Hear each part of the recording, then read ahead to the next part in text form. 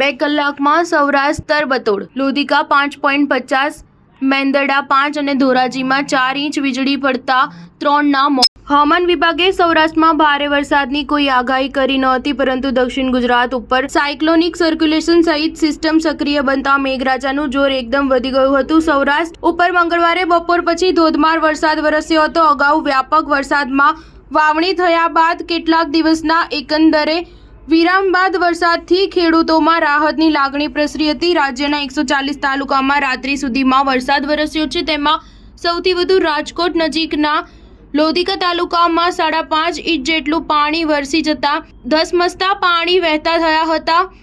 સાંજે 4 થી 6 2 કલાકમાં જ 4 ઇંચ વરસાદ નોંધાયો હતો, જ્યારે પાટણ વેરાવળમાં સાંજે 6 વાગ્યા સુધી માત્ર અડધો ઇંચ વરસાદ બાદ 6 થી 8 2 કલાકમાં જ 4.25 ઇંચ વરસાદ ખાબક્યો હતો.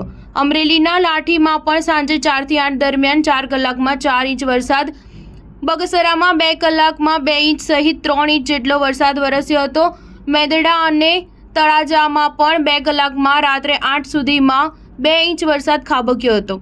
આમ બપોર પછી જ્યાં વરસાદ વરસ્યો ત્યાં એક સામટો વરસતા ઠેર ઠેર જળબંબાકાર સર્જાયા હતા. વરસાદ સાથે વીજળીના પ્રચંડ કડાકા ભડાકા થયા હતા અને જામનગર પંથકમાં વીજળીએ 2 ખેડૂત અને 1 મહિલા સહિત 3નો જીવ લીધો હતો. જામનગર જિલ્લાના જમજોધપુર તાલુકાના બુટાઉદર ગામે રહેતા અને ખેતીકામ કરતા કિરીટસિંહ બચુબા ઝાલા પોતાની વાડીએ બપોરના 4:30 વાગે હતા ત્યારે વીજળી પડતા તાત્કાલિક મૃત્યુ નિપજ્યું હતું. આ જ તાલુકાના નરમાણા ગામમાં દેવરખીભાઈ અરજણભાઈ ડાંગર નામના ખેડૂત યુવાન ઉપર પણ વીજળી પડતા ઘટના સ્થળે મોત નિપજ્યું હતું. મામલતદાર સહિતનો સ્ટાફ સ્થળ પર દોડી ગયો હતો. સ્ટાર ન્યૂઝ 7 હંમેશા સચ્ચાઈની સાથે.